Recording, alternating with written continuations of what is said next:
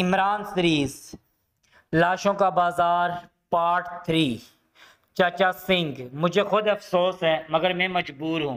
इमरान ने दर्दनाक लहजे में कहा। क्या मजबूरी है? मेरी महबूबा पकड़ वाली है इसने।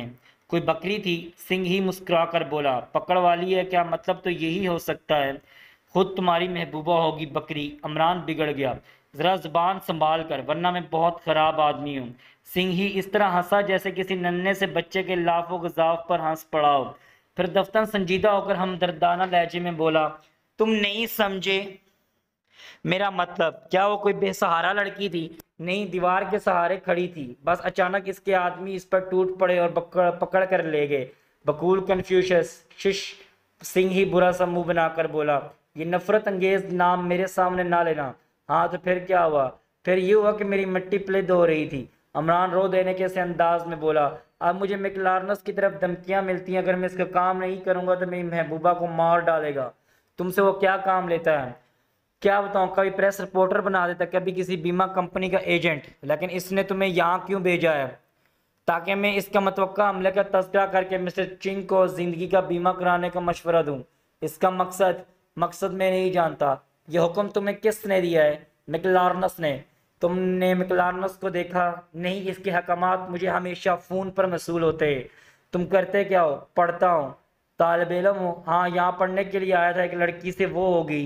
इमरान ने शर्मा कर कहा, तुम मुझे बिल्कुल चगत मालूम होते हो। क्या कहा? इमरान घूंसा तान कर इसकी तरफ बढ़ा, लेकिन दूसरे ही लम्हे इसके दोनों हाथ सिंगी की गिरफ्त में थे।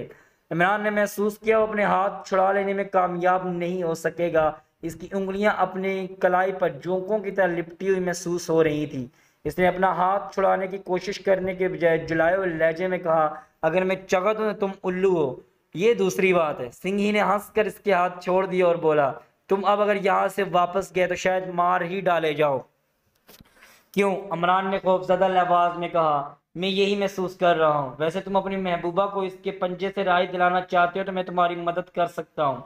अरे जाओ, तुम क्या मदद करोगे? मैकलार्नस तुम्हें किसी मच्छर की तरह मसल कर फेंक देगा। वाह, क्या बात की तुमने। क्या नशे में हो यार? अच्छा बेटा, सिंही आंख मार कर बोला, तुम देखना मैं किस तरह इसे इसके बल से निकाल कर हकीर चूहे की तरह मार डालता हूँ। तुम्हें कीली पीटरसन का पता तो लगा नहीं सके, मैकलार्नस को क्या निकालोगे? कीली पीटरसन? सिंही ने बुरा सा मुंह बनाया। अरे खबरदार, अगर तुमने इसके खिलाफ नफरत जाहिर की, मुझे इसके नाम से ही। इमरान ने शर्मा का सर झुका लिया, फिर आहिस्ता से बोला, वो हो गई है। कभी किसी औरत से गुफ्तगू करने का इत्तेफाक भी हुआ है? सिंही ने तजिया लहजे में पूछा। तुमसे मतलब, लेकिन तुमने कीली के नाम पर नफरत क्यों जाहिर नहीं की है?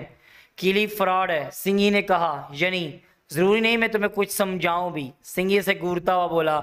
ये तुम्हें समझाना पड़ेगा। तुमने एक ऐसी लड़की को फ्रॉड किया जिसका नाम भी मुझे बहुत लगता है, वो प्यारा प्यारा। अच्छा, अब तुम यहाँ से चुपचाप खिसक जाओ, समझाओ, समझे? समझ गया। क्या समझ गए? इमरान ने पूछा।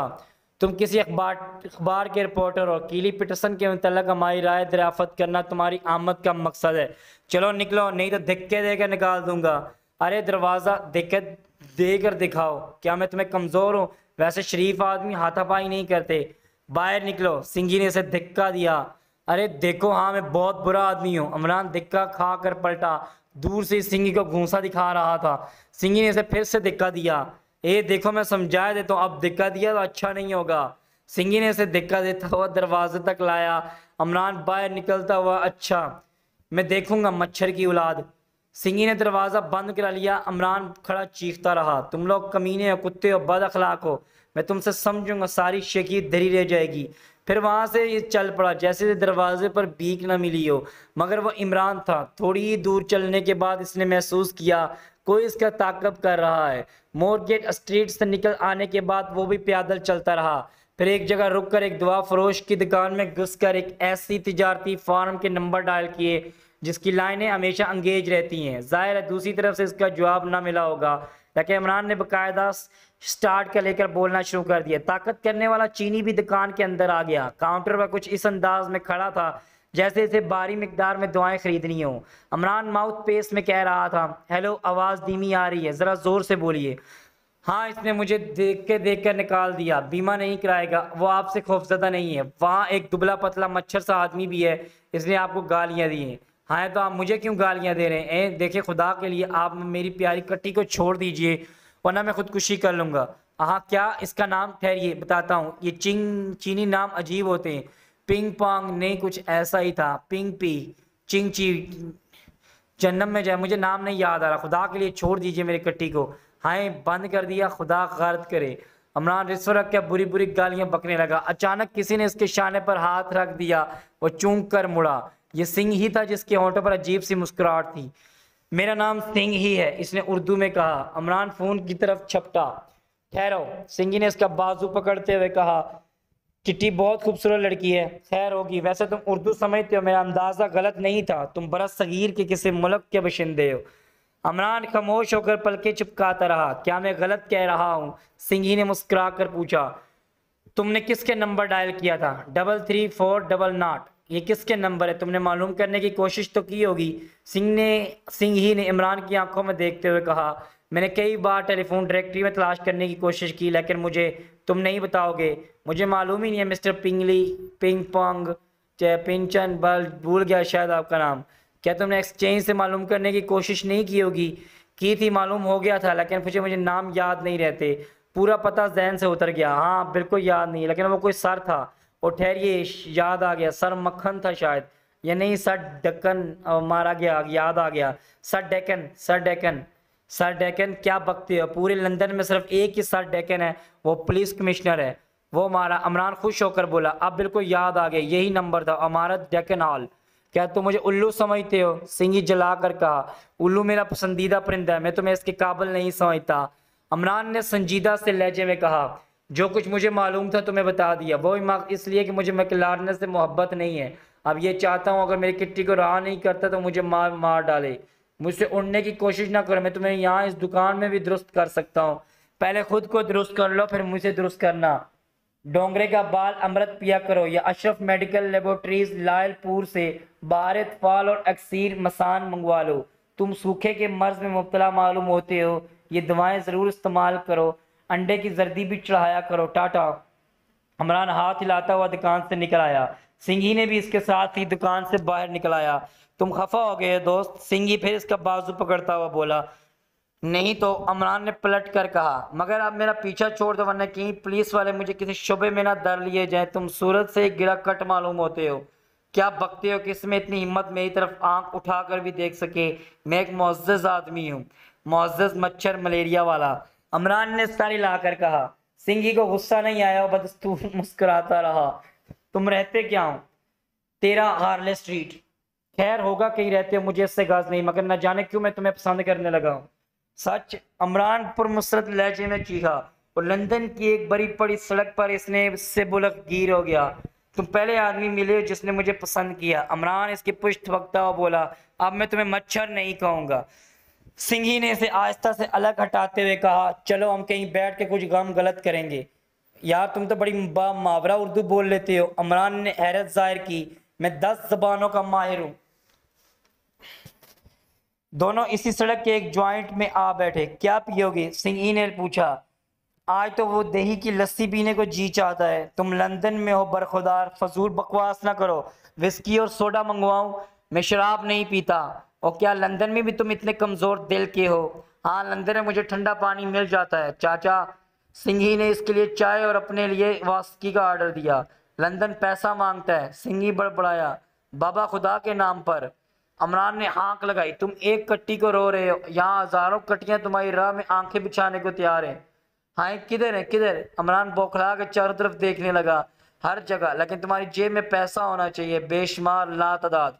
यही तो नहीं है चाचा सिंह। चाचा सिंह तुम्हें सोने और चांदी में दफन करा सकता है। हाँ तो फिर मैं आज ही अपने ताबूत का ऑर्डर दूंगा। तुम मजाक समझते हो बरखुदार? सिंह ने आगे झुककर इसकी आंखों में देखता हुआ बोला।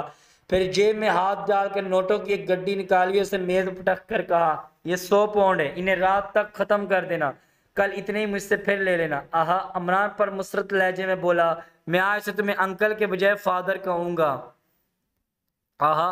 अमरान ने नोटों की गड्डी खींच कर अपनी जेब में डाल ली। कल फिर मुझसे यही मिलना, इसी वक्त मिलना। अब तो मैं हर वक्त यही मिल सकता हूँ, अमरान ने परखलूस लहजे में कहा। कहो तो दिन रात बैठा रहूं। शराब आ गई। सिंघी किसी बलानोश की तरह इस पर टूट पड़ा।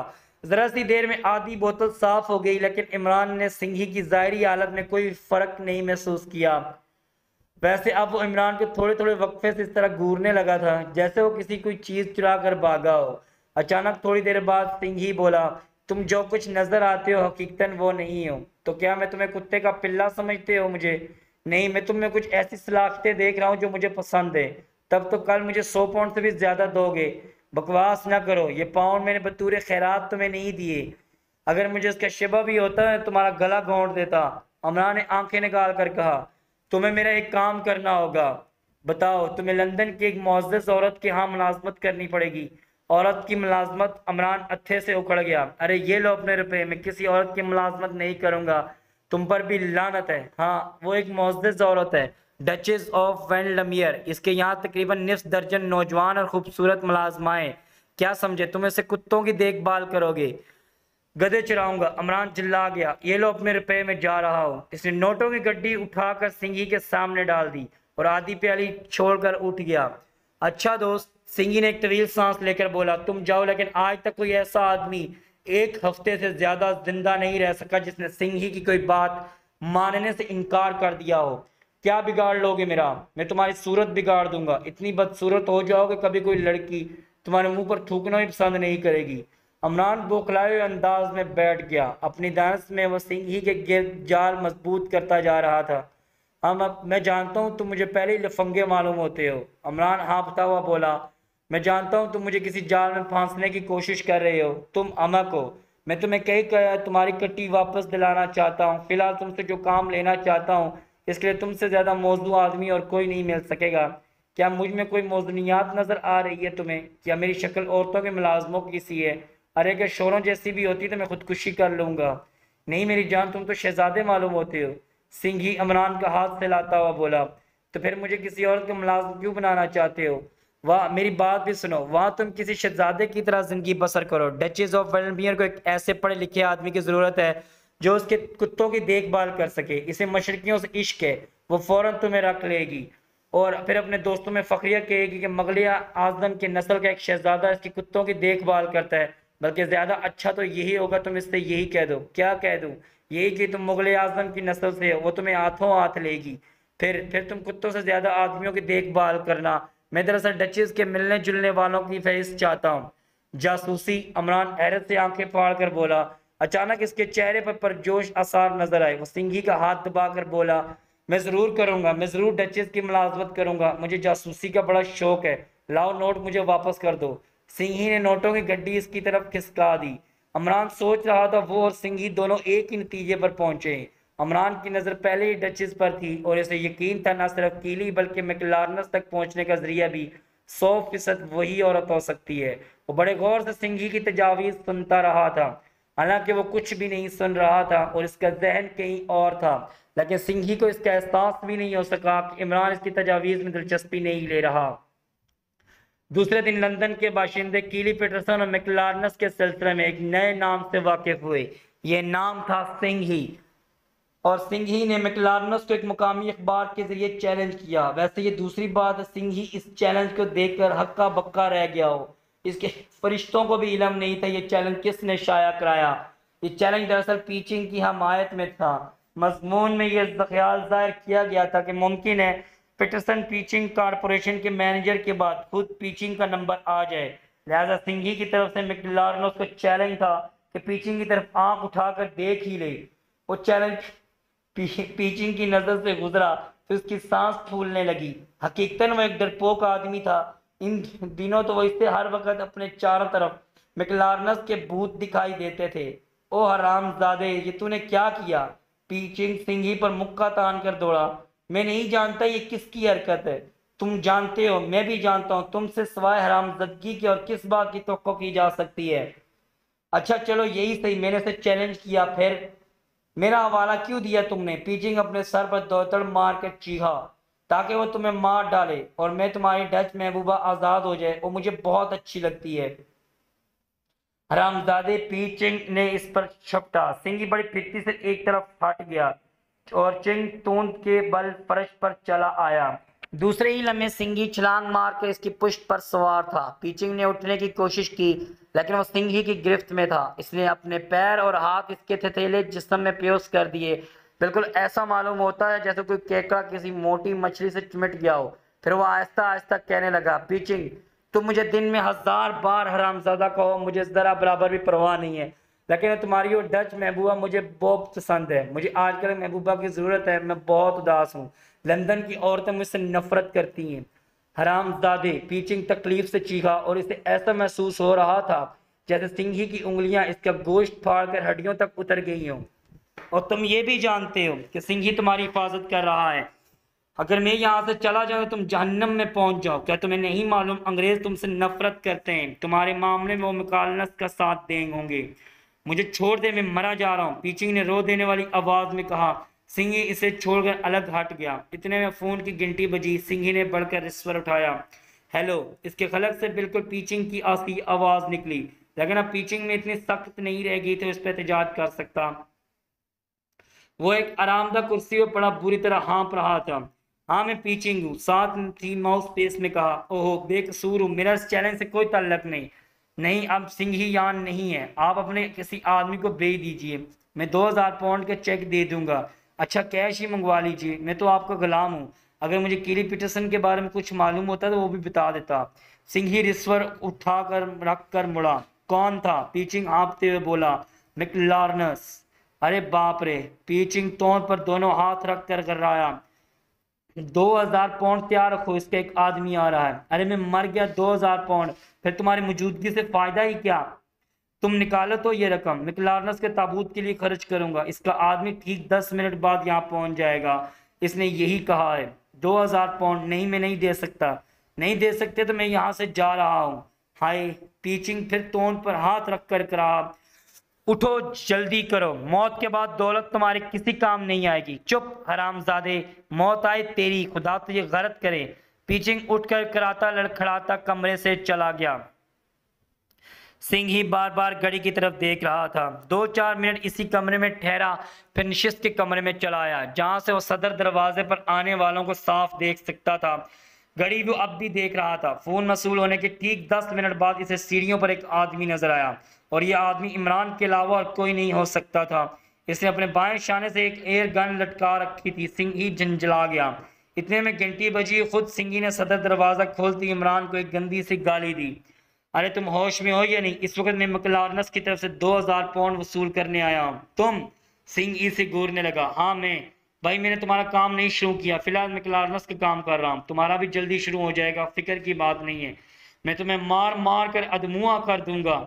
सिंह ही दांत पीस कर बोला। अपनी जिंदगी में शायद इसे पहला ही आदमी मिला था। अरे अरे जाओ, अपना काम करो। इमरान एयर गन के कांधे पर हाथ रखता हुआ बोला। मैं क्या तुमसे कमजोर पड़ता हूँ? 2000 पाउंड की रकम वसूल करने तनहा आया हूँ। अगर कोई हसरत दिल में है तो निकालो, खुला हुआ चैलेंज है। अरे तुम मुझे चैलेंज नहीं कर सकते। मैकलार्नस को क्या करोगे? मैकलार्नस बहुत ऊंचा आदमी है। अब तुम अपना हश्र देख लेना। तुम 2000 पाउंड मुझसे ले जाओगे? हाँ, तुमसे भी, और इसी वक्त। ये मैकलार्नस का हुक्म है। अगर नहीं अदा करोगे तो यहाँ तुम्हारी उस मोटर की लाशें नजर आएंगी। मैं नहीं देता 2000 पाउंड। चलो देखो तुम क्या करते हो। अमरान ने न्याय इत्मीनान से अपनी एयर गन सीधी की और सिंघी की पेशानी के निशाना लेते हुए बोला, निकालो 2000 पाउंड। ठीक इसी वक्त 6 आदमी दड़ दड़ आते हुए कमरे में घुस आए। ये सब शरीफ सूरत थे। इनके जिस्मों पर उम्दा लिबास था, लेकिन चेहरों की शराफत का अंदाजा हाथों में नहीं था, क्योंकि इनके हाथों में रिवॉल्वर थे। इनमें से एक ने किसी से कहा, टॉम तुम इन्हें देखो। इस समारोह में निस्फ दर्जन से ज्यादा आदमी नहीं होंगे। फिर 5 आदमी अंदर घुसते चले गए। एक वहीं इन पर रिवॉल्वर ताने खड़ा था। नहीं बेटो, तुम भी अपने हाथ ऊपर उठाओ। ये रिवॉल्वर बेअवाज का नहीं है, जरा सा भी शोर नहीं होने पाएगा। अमरान के हाथ एयर गन समेत ऊपर उठ गए। सिंघी ने अपने हाथ ऊपर उठा लिए, लेकिन इसके होंठों पर एक शरीर सी मुस्कुराहट थी। तुम अपनी हवाई बंदूक जमीन पर डाल दो नन्हे बच्चे, रिवॉल्वर वाले ने तहकीक अमेज लहजे में कहा। नहीं, मैं मम्मी से कह दूंगा। हाँ, इमरान ने किसी नन्हे बच्चे की तरह से धमकी दी। वैसे एयर गन की नाल रिवॉल्वर वाले के चेहरे की तरफ थी और एक उंगली ट्रिगर पर। इसे जमीन पर डाल दो। दूसरी बार तहकमाना लहजे में कहा गया। लेकिन अचानक एक हल्का सा खटका हुआ एयर गन के दहाने से जर्द रंग के गबार की एक धार सी निकली रिवॉल्वर वाले के चेहरे पर पड़ी। वो बौखलाकर पीछे हटा ही था, इसे संभलने की मोहलत ही ना मिल सकी। इसका रिवॉल्वर इमरान के हाथ में था और वो खुद फर्श पर। सिंघी ने अपनी नाक चटपी सी दबा ली। खिसको, इमरान ने इसे अंदर की तरफ धकेलते हुए कहा, वरना हम भी बेहोश हो जाएंगे। इन दोनों ने दूसरे कमरे में दाखिल होकर पिछला दरवाजा बंद कर दिया। सिंघी इमरान को अजीब नजरों से घूर रहा था। मैं नहीं समझ सकता इस चाल का मतलब, इमरान आहिस्ता से बोला। मेरा ख्याल है ये मैकलार्नस के आदमी है, फिर मुझे तनहा क्यों भेजा गया? परवाह ना करो, सिंघी जल्दी से बोला। तुम यहाँ कहीं छुप जाओ, मैं इनसे निपट लूंगा। हाँ ये ठीक है, वरना मैं खतरे में पड़ जाऊंगा मेरी प्यारी किटी। इमरान की आवाज़ गुलूगीर होगी। सिंघी इसने बराबर वाले कमरे में धकेल कर बाहर से दरवाज़ा बंद कर लिया।